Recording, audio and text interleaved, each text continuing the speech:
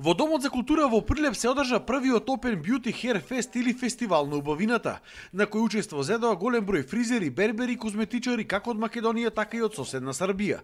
Организаторите велат дека првичната цел за одржување на фестивалот била популаризација на оваа професија која се повеќе станува атрактивна за младите. Пред се сакаме да го подигнеме нивото на фризерскиот занает на едно повисоко ниво, сакаме да ги охрабриме нашите млади идни генерации да се запишуваат во фризерските и козметички насоки.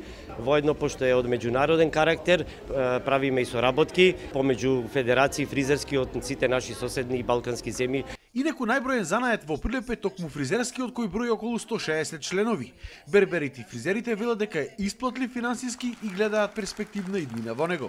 Татко ми беше бербер, сега јас гледам иднина во овој занает, значи се надевам и дека мојот син ќе го наследи мојот занает и апелирам до младите да го прифатат за иднина овој занает. Пред публиката се представија и учениците од средното училиште од смеровите за лични услуги, кои добиваат на се поголема популарност во уписите на 9 одделенците.